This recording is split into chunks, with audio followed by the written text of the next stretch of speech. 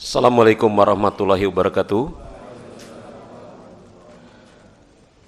Alhamdulillah hamdan katsiran thayyiban barakan fih kama yuhibbu rabbuna wa yarda. Wa asyhadu an la ilaha illallah wahdahu la syarikalah wa asyhadu anna Muhammadan abduhu wa rasuluhu la nabiyya ba'da ma ba'du. Kita lanjutkan pembahasan kita dari menjelaskan terkait dengan tanda-tanda kiamat kecil. Sekarang kita masuk kepada tanda yang berikutnya, yakni merebaknya perzinahan. Merebaknya perzinaan. Jemaah rahimani wa rahimakumullah, terkait dengan merebaknya perzinaan merupakan salah satu di antara tanda-tanda kiamat kecil. Ini berdasarkan hadis yang dikeluarkan oleh Imam At-Tabrani di dalam Mu'jamul Kabir, bahwasanya Rasulullah Shallallahu Alaihi Wasallam bersabda, Inna min asyrati sa'ah yuzhiru zina. Sesungguhnya di antara tanda-tanda hari kiamat adalah yuzhiru zina. Yuzhiru merebaknya atau tampaknya perzinaan.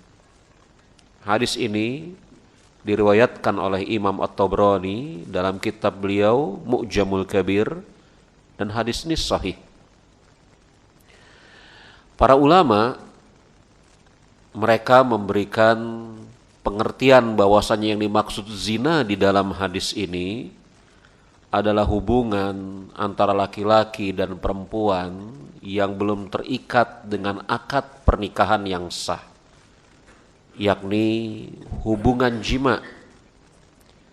Karena kita mengetahui dalam hadis yang dikeluarkan oleh Imam Muslim, Rasulullah Shallallahu Alaihi Wasallam pun telah mensifatkan bahwasanya mata itu berzina, zinanya mata dengan memandang.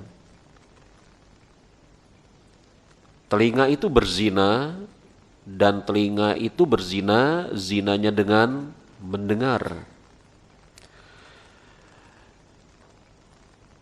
Tangan itu berzina, zinanya dengan memegang atau menyentuh.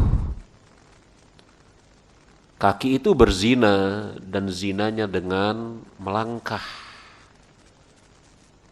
Adapun yang membenarkan atau mendustakannya adalah kemaluan. Begitu sabda Rasulullah Shallallahu Alaihi Wasallam. Di dalam hadis yang barusan kita sampaikan tadi, Rasulullah Shallallahu Alaihi Wasallam mensifatkan bahwasanya mata bisa berzina, zinanya dengan memandang sesuatu yang tidak boleh dilihat oleh seorang muslim, yang bisa membangkitkan syahwatnya. Zinanya tangan dengan menyentuh lawan jenis yang bukan mahramnya. Zinanya kaki dengan berjalan. Dan yang membenarkan itu semua atau mendustakannya, yakni yang mengeksekusi atau kemudian dia tidak melakukan itu semua, adalah kemaluannya. Maka zina yang dimaksud di dalam hadis yang terakhir saya sampaikan bukan zina yang merupakan tanda-tanda kiamat. Zina yang merupakan tanda-tanda kiamat, yuzhiruz zina, merebaknya zina, ini adalah zina dalam makna yang sebenarnya hakikatnya, yakni hubungan badan laki-laki dengan perempuan yang mereka tidak terikat akad pernikahan. Para ulama menjelaskan apa yang dimaksud dengan yuzhiruz zina dengan setidaknya ada 8 makna. Tetapi kita pilih beberapa saja di antaranya. Yang dimaksud dengan yuzhiruz zina, merebaknya zina, adalah semakin banyak orang yang berzina. semakin banyak orang yang berzina. Ditinjau dari segi jumlah, semakin banyak orang yang berzina. Dan tampaknya apa yang disabdakan oleh Rasulullah SAW belasan abad yang lalu, kita jumpai kebenarannya pada hari-hari belakangan ini. Semakin banyak yang berzina, semakin banyak yang berzina. Entah itu na'udzubillah min zalik, guru dengan murid, atau kemudian antara seorang laki-laki dengan adik perempuan iparnya, atau bahkan yang lebih buruk dari itu semua adalah zina di mana terjadi di antara keluarga. Yang kejadian-kejadian seperti ini nampaknya tidak kita dengar pada puluhan tahun yang lalu. Merebaknya perzinaan dalam makna secara jumlah ini banyak faktor yang melatar belakanginya. Di antaranya adalah yakni pernikahan yang sah, sarana menuju kepadanya dipersulit. Dan itu betul jemaah.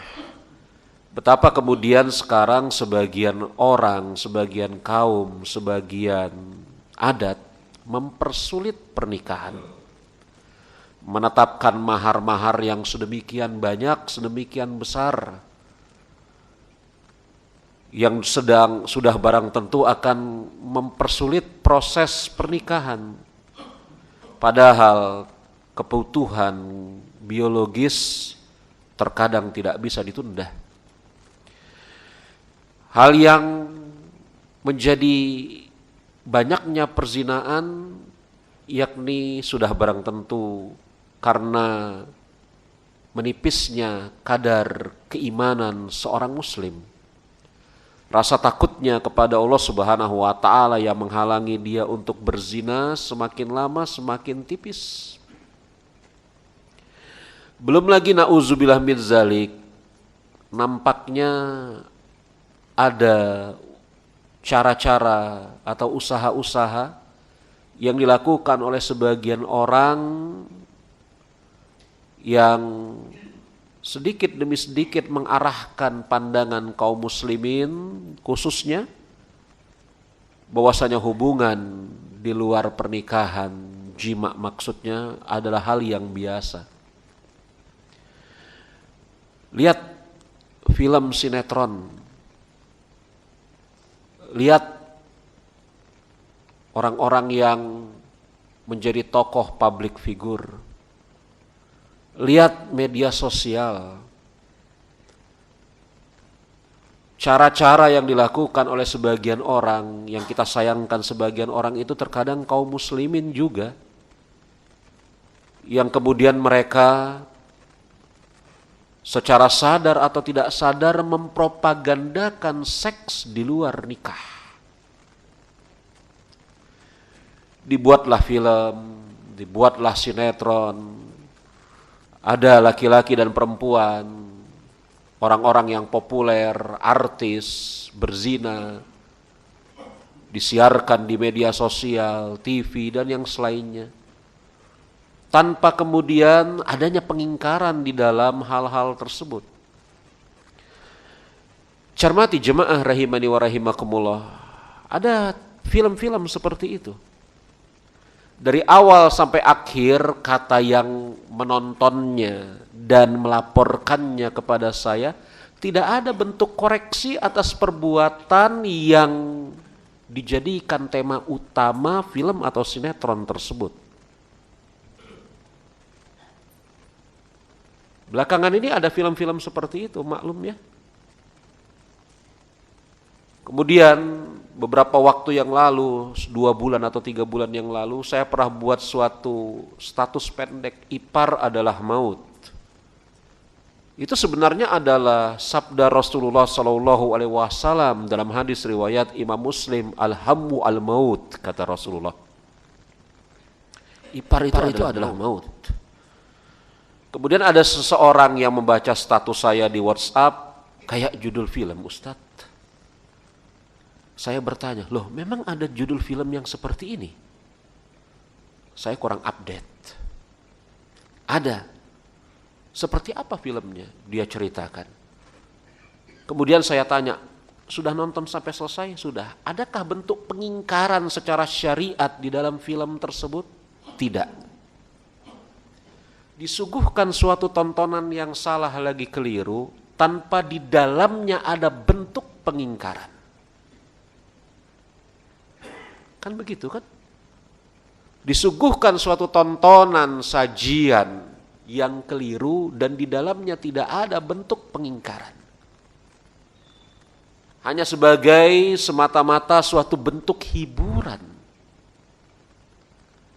Coba bayangkan kalau hal-hal seperti ini ditonton oleh kaum muslimin, oleh remaja, oleh anak-anak, dan mereka menganggap itu adalah suatu contoh yang layak lagi patut ditiru.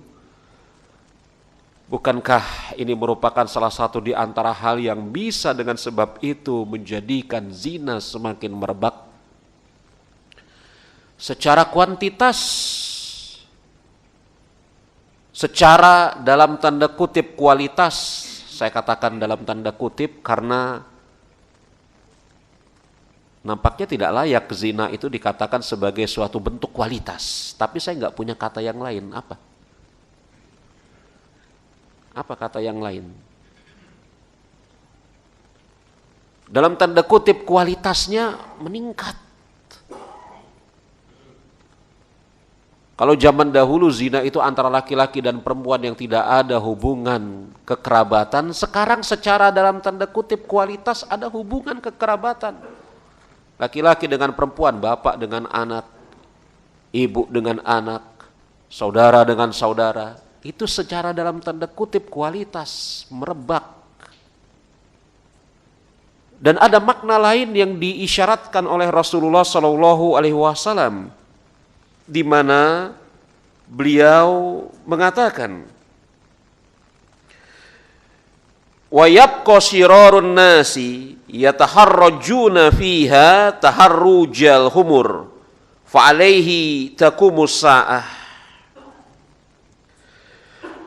Dan seburuk-buruk manusia mereka adalah yang melakukan hubungan badan seperti keledai, dan itulah di antara tanda-tanda hari kiamat.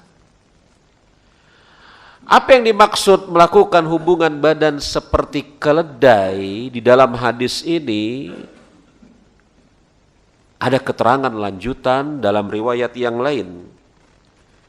Rasulullah SAW mengatakan, walazin nafsi biyadihi latafna hazil ummatu hatta yaqumar rajulu ila mar'ati fayaftarishuha fil tariqi fayakunu khiyaruhum yawma idzin yaqul la wa ra'yataha wa ra'a hadza ha'id.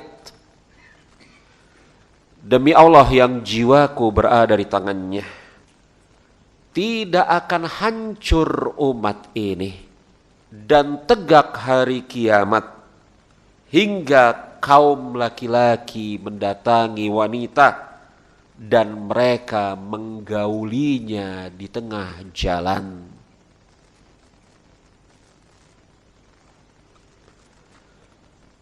Demi Allah yang jiwaku berada di tangannya, saya ulangi sekali lagi hadis ini, tidak akan hancur dan binasa umat ini serta tegak hari kiamat melainkan kaum laki-laki mendatangi wanitanya di tengah jalan, yakni zinanya terang-terangan. Dan itu betul terjadi. Ada yang berzina, na'udzubillah min zalik, di taman. Ada yang berzina di kendaraan. Saya pernah mengisi di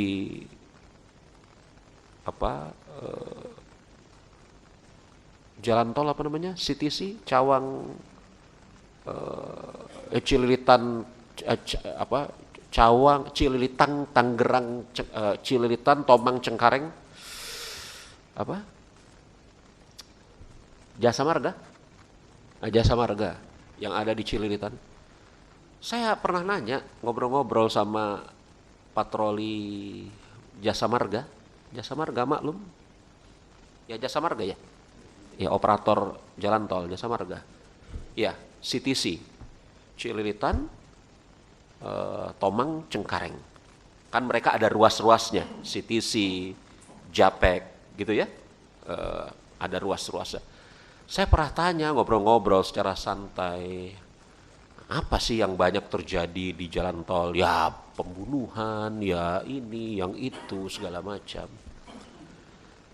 Di antaranya mereka cerita, bahkan ada yang berzina Ustadz dalam mobil sengaja minggir ke jalan tol. Berzina di dalam mobil di pinggir jalan tol. Bagaimana dengan di pantai-pantai? Bagaimana yang dengan di kamar mandi? Bagaimana dengan di bioskop? Anda pikir ini adalah sesuatu yang merupakan omong kosong? Betul-betul terjadi orang-orang berzina di tempat-tempat umum tanpa memiliki rasa malu. Maka lafadz yuzhiruz zina di sini dari 8 pembicaraan yang diungkapkan oleh para ulama, maknanya yang pertama adalah semakin banyak orang yang berzina. Maknanya yang kedua adalah secara kadar bentuk perzinaannya itu semakin lama nauzubillah min zalik, semakin mengherankan. Dan yang ketiga maknanya yuzhiruz zina di sini maknanya adalah dilakukan secara terang-terangan. Dan yang keempat, makna yuzhiruz zina kata Imam Ibnu Hajar dalam Fathul Bari terkait dengan hadis ini, beliau mengatakan yakni berusaha untuk dinormalkan, dilegalisasikan.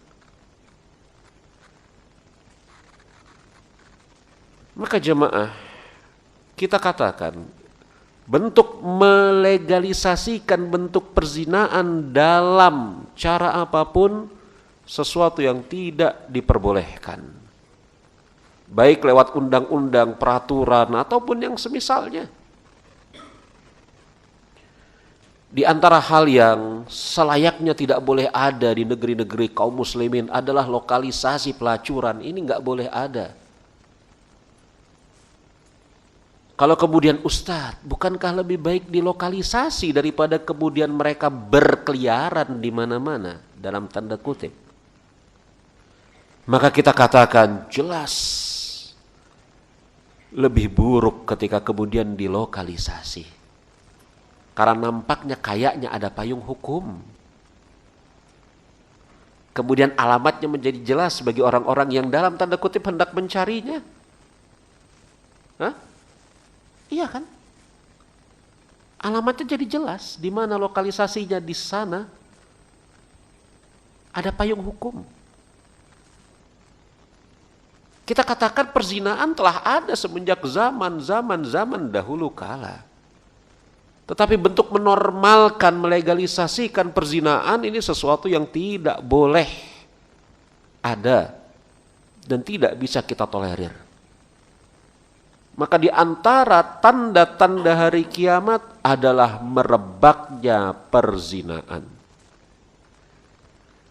Yang berikutnya, di antara tanda-tanda hari kiamat, saya lupa ini nomor berapa, adalah riba merajalela.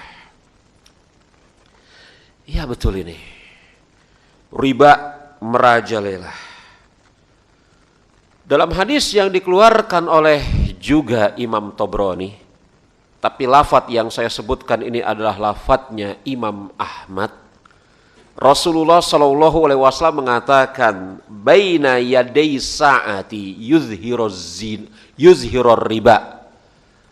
Di antara tanda-tanda hari kiamat, riba merajalela. Hadis riwayat Imam Tabrani dan lafadz yang saya sebutkan adalah lafadznya Imam Ahmad. Di antara tanda-tanda hari kiamat adalah riba merajalela. Betul jemaah rahimani wa rahimakumullah, riba merajalela. Masuk lewat sekian banyak cara. Bahkan cara-cara tersebut cara-cara yang halus sehingga sulit seorang muslim untuk mendeteksinya. Padahal itu riba. Riba memiliki sekian banyak cabang yang merupakan buah turunan dari dua jenis riba. Kalau tidak fadl, itu yang pertama, kelebihan. Kalau tidak nasiah, yakni penundaan. Jadi bentuk riba zaman dahulu kala, pada zaman Rasulullah SAW dan para sahabat, riba itu bentuknya sederhana. Orang-orang Yahudi pada zaman itu yang mempraktekkan riba bentuknya sederhana. Yakni kalau tidak riba fadl, kelebihan, minjam 10 pulangin 11, sederhananya begitu, fadl kelebihan. Kalau tidak nasiah, yakni riba penundaan.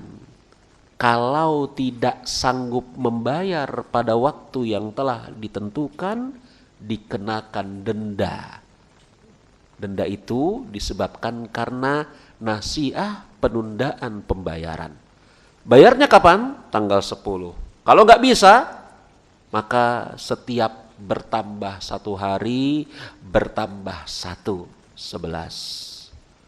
Bertambah 1 hari kedua, 12. Bertambah 1 hari ketiga, 13. Itu nasiah. Fadl dan nasiah. Hanya ada 2 bentuk riba pada zaman dahulu kala. Sederhana. Adapun sekarang riba beraneka ragam bentuknya. Riba beraneka ragam bentuknya. Membeli emas tidak secara kontan. Membeli emas lewat media sosial tanpa dihadirkan emasnya secara tunai.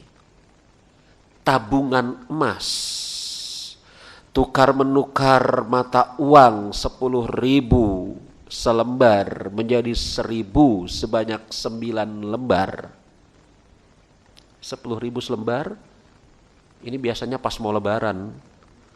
10.000 selembar menjadi 9.000, 1.000-an 9 lembar.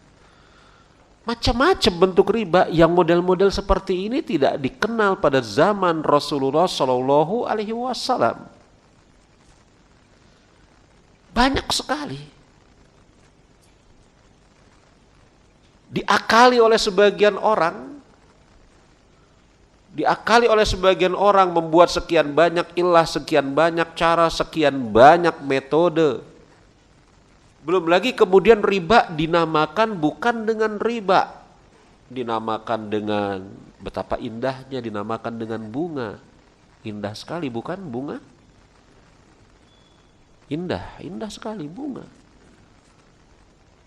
Bahkan yang lebih kurang ajar lagi, dikatakan sebagai faidah. Betul. Ada yang mengistilahkan riba faidah. Padahal riba. Ada lagi kemudian mengistilahkan riba manfaat. Dan betul ini jemaah. Kalau kemudian ini apa? Riba. Oh haram. Oh bukan riba. Ini bunga. Berkurang itu sensitivitas rasa keharamannya. Oh bunga ya, bukan riba. Ini apa ini kelebihannya? Riba ya? Bukan, ini manfaat. Oh manfaat, bagus dong. Manfaat. Oh ya nggak apa-apa namanya manfaat.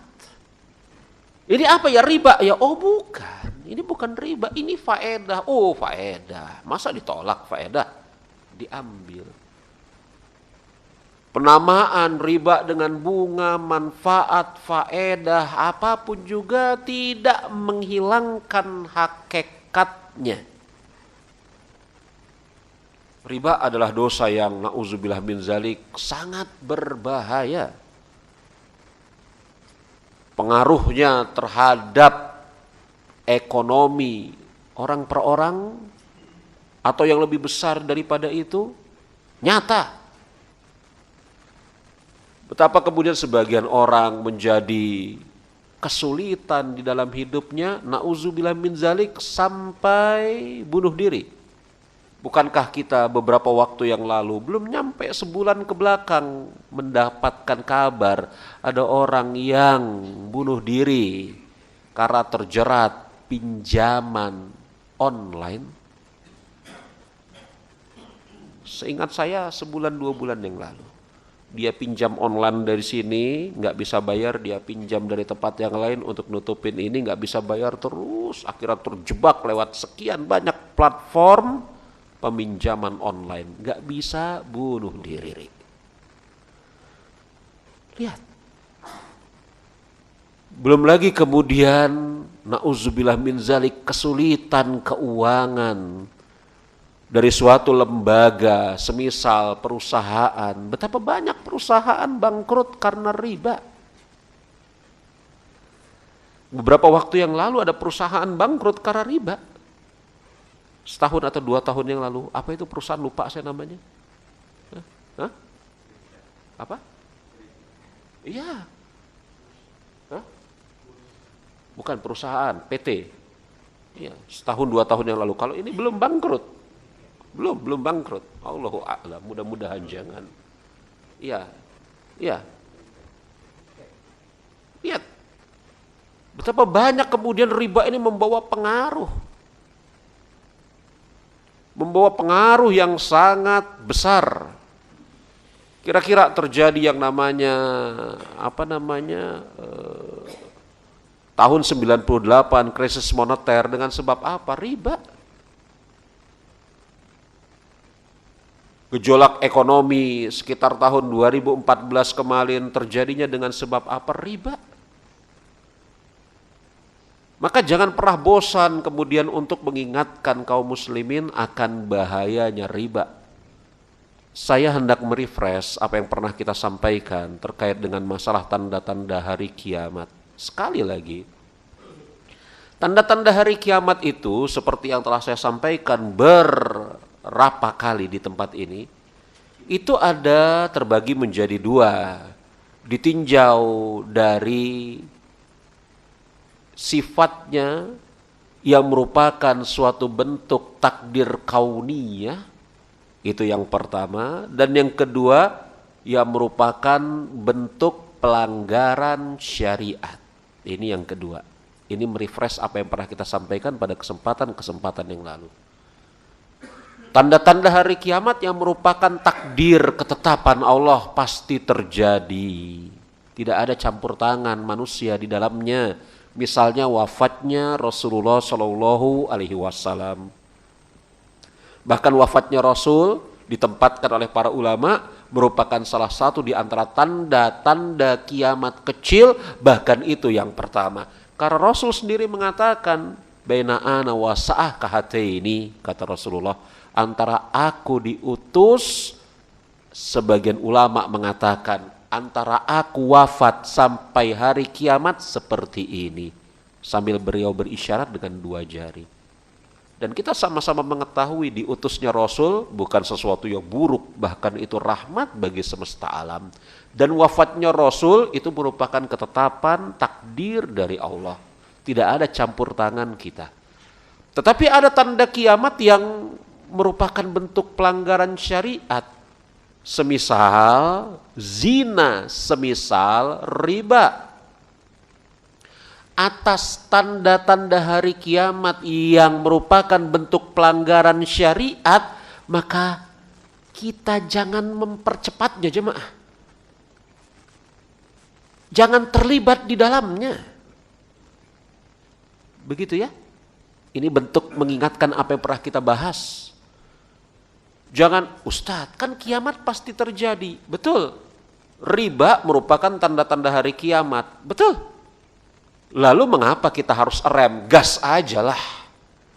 Tidak, kita jangan terlibat di dalam tanda-tanda kiamat yang secara syariat dilarang.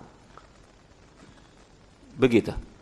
Di antara tanda-tanda kiamat yang dilarang, walaupun pasti terjadi, adalah merebaknya zina, merebaknya riba, maka kita jangan terlibat di dalamnya. Iya. Riba ini merupakan salah satu di antara tanda-tanda hari kiamat. Kita lanjut kepada yang berikutnya. Di antara tanda-tanda hari kiamat, ini hadis diriwayatkan oleh Imam Tabrani dalam Mu'jamul Kabir, adalah merebaknya orang-orang yang meminum khamar, dan khamar dinamakan dengan selain namanya. Di antara tanda-tanda hari kiamat adalah merebaknya peminum khamar. Begitu sabda Rasulullah SAW, beliau mengatakan, inna min asyratis sa'ah yuzhirul khamar wa yusamal khamar bi ghairi ismiha. Di antara tanda-tanda hari kiamat adalah merebaknya peminum khamar. Dan betul jemaah, meminum khamar ini dan orang yang meminum khamar nampaknya semakin lama semakin banyak, dan difasilitasi dengan dijajakan di berbagai macam tempat. Dijajakan di berbagai macam tempat. Dan khamar dinamakan dengan selain namanya. Macam-macam nama khamar ini. Macam-macam nama khamar ini. Minuman penambah semangat, minuman penambah energi, minuman ini, minuman itu, secara sifatnya dinamakan dengan beraneka ragam sifat, belum lagi secara merek dagangnya. Kalau zaman dahulu kala khamar namanya bir, tapi sekarang macam-macam namanya. Ada yang namanya inilah, ada yang namanya itulah. Anda yang mengetahuinya, nama-namanya mudah-mudahan tidak pernah terlibat di dalamnya. Oh ya Ustadz, ada yang namanya ini. Loh, kok bisa tahu? Iya. Dan yang disayangkan, dijajakan di tempat-tempat umum. Dan ini kita lihat, betapa ada beberapa bandara di negara kita ini, setelah lewat keluar imigrasi, kita langsung melihat khabar, langsung tulisan free tax, bebas pajak. Bayangkan coba jemaah. Bayangkan, dijajakan di mana-mana. Oh, karena itu mahal harganya, wajib kemudian melampirkan KTP atau paspor atau apapun, maka sebagian orang yang tidak kehabisan akal buruk sudah barang tentu, meramunya dari apa? Air ini dicampur inilah, airnya yang penting mabok aja. Yang penting mabuk. Lihat. Dan dinamakan tidak dengan nama sesungguhnya. Dinamakan tidak dengan nama sesungguhnya. Na'udzubillah min zalik. Dan seperti itulah yang terjadi. 3 perkara ini, zina, riba, dan khamar, itu betul-betul terjadi, merebak. Sebagian di antara kaum muslimin melihatnya dan rasa kemudian bahwasanya perkara tersebut adalah perkara yang terlarang di dalam syariat, semakin lama nampaknya semakin menipis.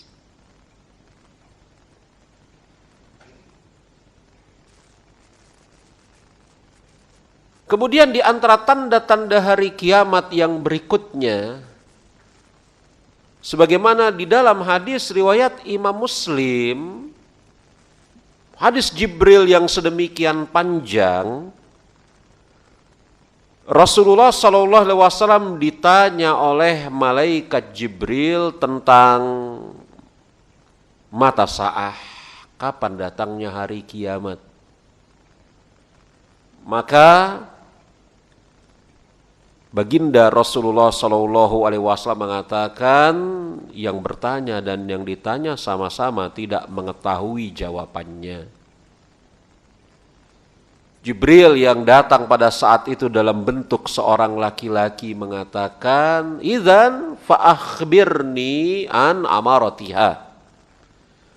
Kalau tidak diketahui kapan datangnya hari kiamat, kalau seperti itu kabarkan kepadaku tentang tanda-tandanya. Jadi Jibril bertanya kepada Rasulullah SAW, kapan datangnya hari kiamat? Beliau mengatakan yang bertanya dan yang ditanya sama-sama tidak mengetahui kapan datangnya hari kiamat. Kalau begitu kata malaikat Jibril, kabarkan kepadaku tanda-tandanya. Maka Rasul menyebutkan tanda-tandanya, yakni anta lidal ammataha rabbataha. Engkau melihat dan menyaksikan serta ada seorang budak perempuan melahirkan anak majikannya. Ini di antara tanda-tanda hari kiamat. Ya, kita lanjutkan menyelesaikan tanda-tanda kiamat kecil yang kita sebutkan yang terakhir atau yang keempat di dalam pembahasan malam hari ini, yakni di antara tanda-tanda hari kiamat, yakni tanda-tanda hari kiamat, seseorang budak perempuan melahirkan anak majikannya. Hadisnya ma'ruf, maklum, diriwayatkan oleh Imam Muslim dari sahabat Umar bin Khattab radhiyallahu anhu dalam hadis Jibril yang panjang. Ketika Jibril bertanya kepada Rasulullah SAW tentang kabarkan tanda-tanda hari kiamat. Para ulama berbeda pendapat, setidaknya menjadi 5 pendapat tentang apa yang dimaksudkan di dalam makna kalimat seorang budak perempuan melahirkan anak tuannya. Pendapat pertama, dan ini pendapat mayoritas ulama, sebagaimana diucapkan oleh Imam Nawawi rahimahullahu ta'ala, adalah kaum muslimin berperang dan mereka diantaranya mendapatkan budak-budak perempuan, dan maklum bahwasanya budak-budak perempuan boleh digauli oleh pemiliknya tanpa melewati proses akad pernikahan. Kok bisa seperti itu? Oh, ini pembahasannya pembahasan fikih yang insya Allah ta'ala mungkin suatu saat entah saya entah ustadz-ustadz yang lain nanti akan membahasnya. Jadi kaum muslimin berperang dan Allah Subhanahu wa ta'ala berikan kemenangan atas mereka. Di antara tawanan yang mereka tawan adalah perempuan-perempuan yang mereka jadikan budak. Dan ingat, budak di sini bukan dan tidak boleh dari kalangan kaum muslimin, yakni muslimah, nggak boleh. Jadi begini ya, sedikit saya berikan gambarannya. Kalau kaum muslimin berperang dengan kaum muslimin yang lain, ini nggak boleh, nggak boleh,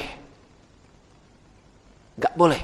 Kaum muslimin berperang dengan kaum muslimin yang lain, ini nggak boleh. Andai kata terjadi, kan kita katakan nggak boleh ya.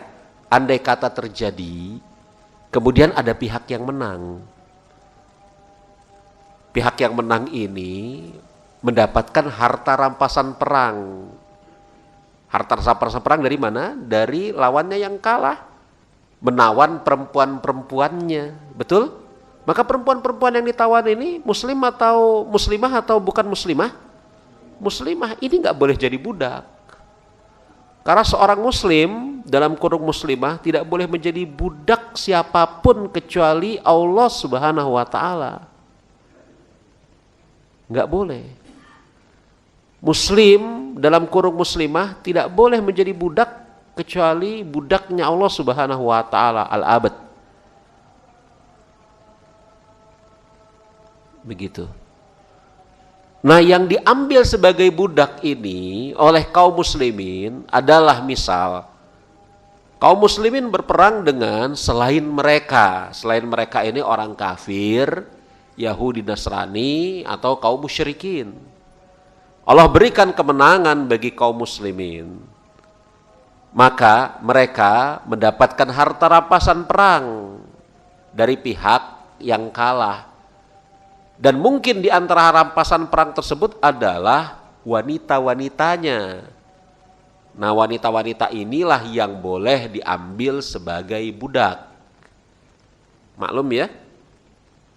Nah, apa yang dimaksud dengan seorang budak perempuan melahirkan anak majikannya? Seperti itu tadi gambarannya. Ketika kemudian seseorang laki-laki memiliki budak perempuan, maka boleh atas dia menggauli budaknya tanpa melewati proses akad pernikahan. Kalau sudah menikah bukan budak lagi, tapi apa? Istri. Makanya ketika Rasul alaihi salatu wassalam mendapatkan seorang budak perempuan yang bernama Sofiyah binti Huyai al-Akhtab, dia ini orang Yahudi, perempuan Yahudi, betul? Maka Ummahatul Mukminin tebak-tebakan. Tebak-tebakan mereka ini apa? Sofiyah ini akan dijadikan budak atau diperistri oleh Rasul. Akan dijadikan budak atau diperistri oleh Rasul. Ummahatul Mukminin tebak-tebakan. Maka Hafsah mengatakan, Aisyah, kalau Sofiyah ini nanti akan berjalan berpisah dengan Rasul, dia budak. Tapi kalau dia itu dibonceng oleh Rasul, dia istri. Tebak-tebakan. Maka apa yang terjadi? Sofiyah dibonceng. Istri. Bukan jadi budak lagi. Maka dari Sofiyah binti Huyai al-Akhtab, dan dia masuk Islam pada saat itu, betul? Rasul memiliki anak yang namanya Ibrahim. Maklum ini. Maklum ya. Kembali kepada pembicaraan kita, seorang budak perempuan melahirkan anak tuannya. Apa yang dimaksud di sini? Seorang laki-laki memiliki budak dari kalangan ahli kitab ataupun selainnya dari kalangan musyrikin, dan laki-laki tersebut diperbolehkan menggaulinya tanpa melewati proses akad nikah. Dan di antara konsekuensi menggauli, sangat mungkin perempuan itu hamil dan melahirkan. Betul? Maka kalau perempuan itu hamil dan melahirkan, anak dari perempuan budak tersebut itu adalah anak tuannya. Dan di dalam sistem Islam dan adat manusia pada umumnya, status anak itu mengikuti status bapaknya, bukan ibunya. Saya katakan Islam dan manusia pada umumnya, karena memang ada adat-adat tertentu anak mengikuti status ibunya, betul? Itu apa namanya? Ya patriarki. Ya kayak gitu ya, nggak tahu saya istilahnya. Tapi pada umumnya anak itu mengikuti bapaknya. Kalau bapaknya orang merdeka, anaknya orang merdeka. Kalau bapaknya muslim, anaknya muslim.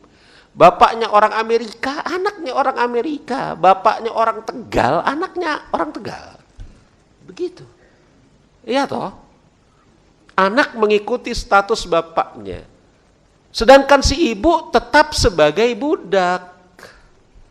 Maka maksud seorang budak perempuan melahirkan anak tuannya seperti ini. Ini makna pertama, dan kata Imam Nawawi inilah pendapat mayoritas ulama.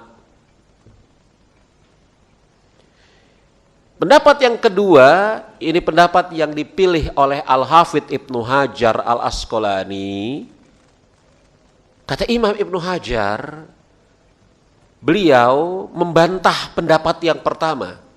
Imam Ibnu Hajar dan Imam Nawawi ini sama-sama imam dari kalangan mazhab Syafi'iyah. Dan secara masa, Imam Ibnu Hajar itu setelah Imam An-Nawawi. Imam Ibnu Hajar membantah pendapat Imam An-Nawawi sambil mengatakan, konteks hadis ini adalah peristiwa yang akan terjadi.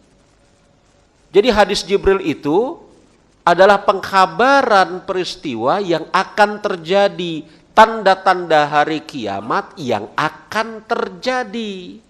Sedangkan budak perempuan melahirkan anak tuannya pada zaman Rasul telah terjadi. Begitu ya.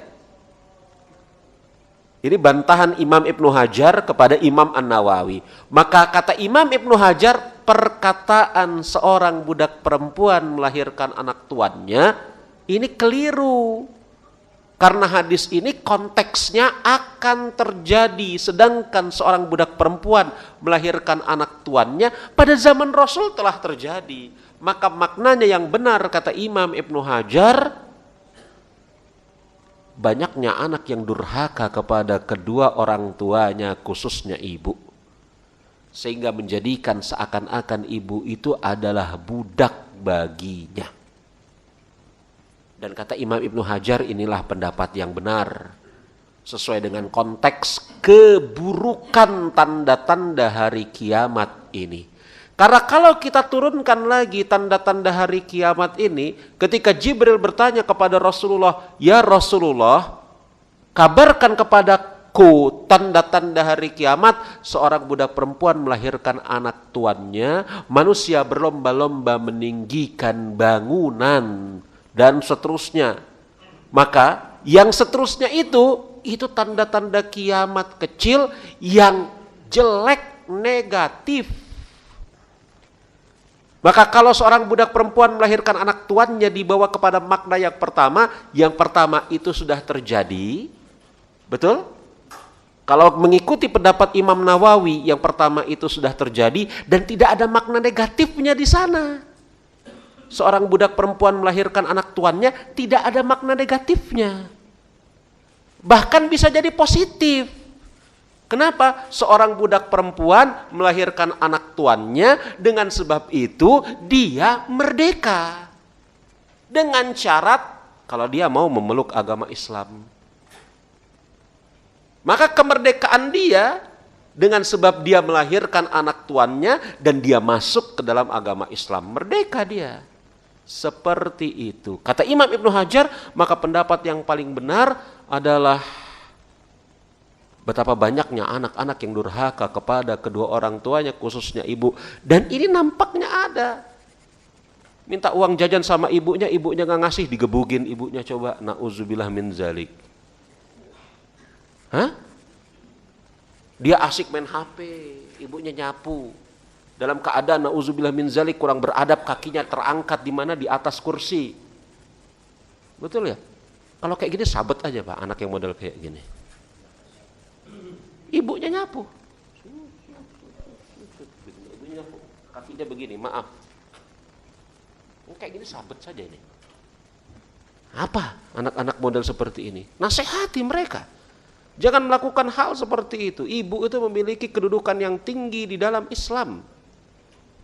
Durhaka kepada ibu lebih berat daripada durhaka kepada ayah. Kita ini ayah-ayah ya. Memang seperti itu, kita harus proporsional. Baginda, kalau bukan Rasul yang mengatakan seperti ini, berat bagi kita untuk mengiyakannya. Rasul mengatakan ibumu, ibumu, ibumu. Lalu siapa ya Rasulullah? Bapakmu. Kan seperti itu. Betapa banyak anak yang durhaka. Hah? Minta beliin sesuatu, minta beliin handphone, nggak dikasih ibunya. Ibu jadi marah-marahin di pinggir jalan. Ini ada di mana? Di republik kita. Di negara kita ini. Yang melakukan hal seperti ini anak-anak. Memperlakukan ibunya seperti pembantu, bahkan budak. Buka baju, dilempar bajunya. Sama pembantu saja nggak boleh kayak gitu ya jemaah, nih anak-anak nih di depan saya nih. Sama pembantu saja tidak boleh seperti itu. Baju kotor buka, masukkan kemana? Keranjang. Atau masukkan ke mesin cuci, jangan lempar sana, lempar sini. Mana adab? Mana itu yang namanya seorang muslim? Apalagi kepada ibu.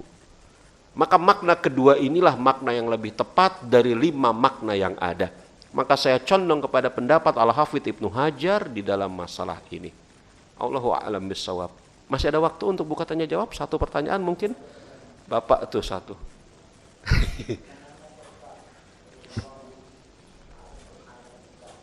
Apa? Gimana Pak? Maaf Pak, agak maju sedikit Pak. Ya.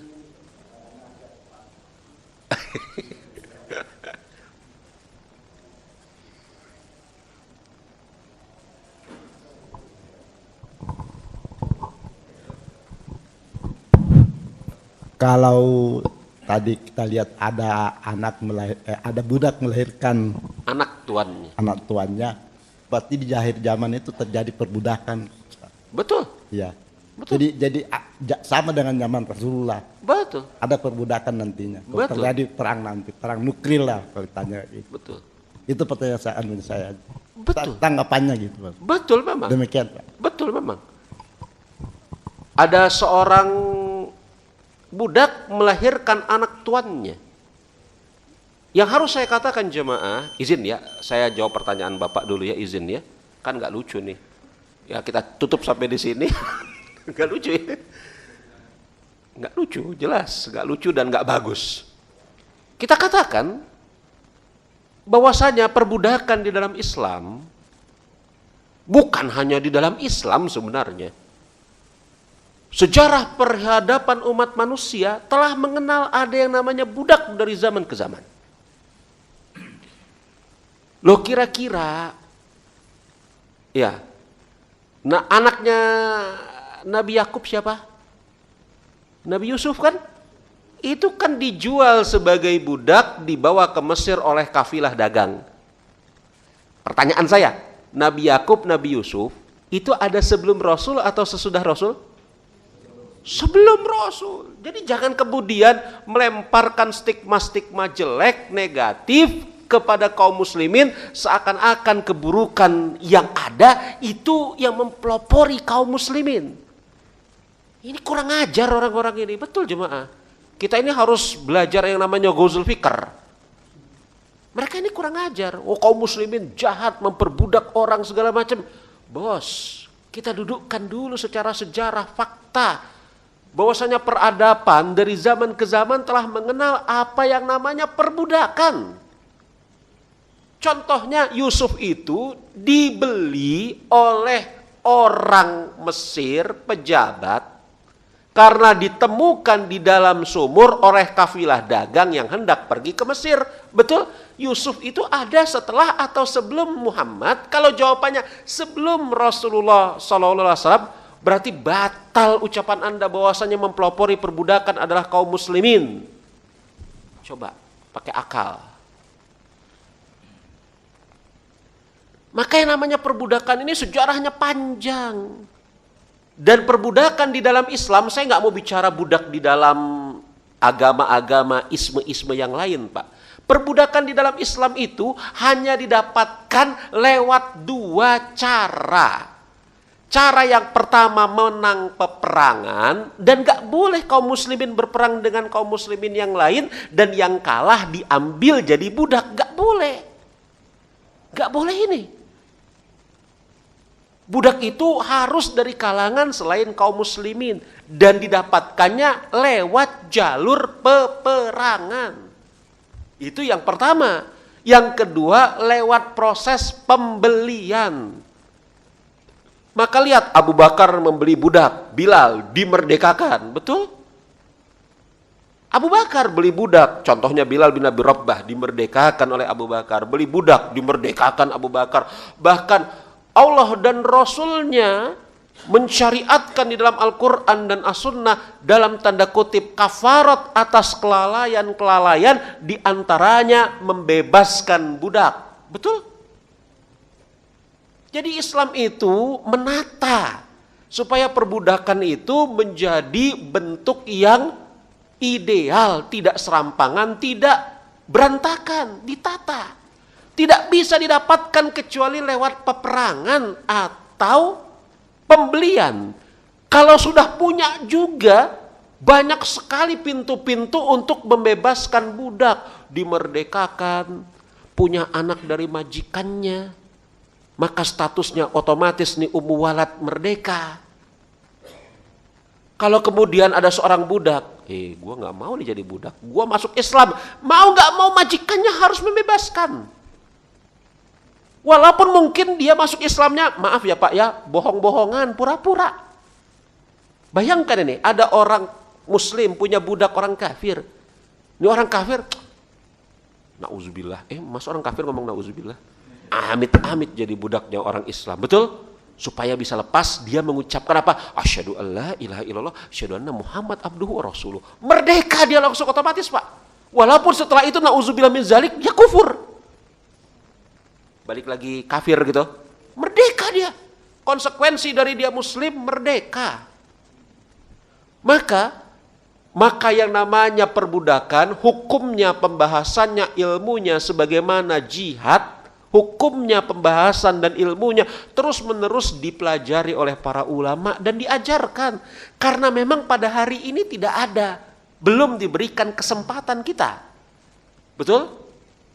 Tapi bukan berarti hilang syariat ini. Suatu saat akan ada kaum muslimin berperang lawan orang-orang kafir. Dan Allah berikan kemenangan kepada mereka. Di antara bentuk kemenangan anugerah dari Allah untuk mereka, harta rampasan perang, budak yang nanti akan mereka bebaskan. Dan seterusnya. Begitu Pak. Makanya jangan sekali-kali Anda terbayang, kalau begitu saya mau berperang sama RW sebelah lah, nanti dapat budak. Enggak boleh. Sesama muslim tidak boleh berperang. Andai kata berperang, islah bainakum, didamaikan. Begitu ya Pak ya? Baik, kita cukupkan sampai di sini. Mohon maaf melewati waktunya, kayaknya udah kelewatan lama, maaf. Kita tutup dengan mengucapkan subhanakallahumma wa bihamdika asyhadu an la ilaha illa anta astaghfiruka wa atubu ilaik. Wa akhiru da'wana alhamdulillahirabbil alamin. Assalamualaikum warahmatullahi wabarakatuh.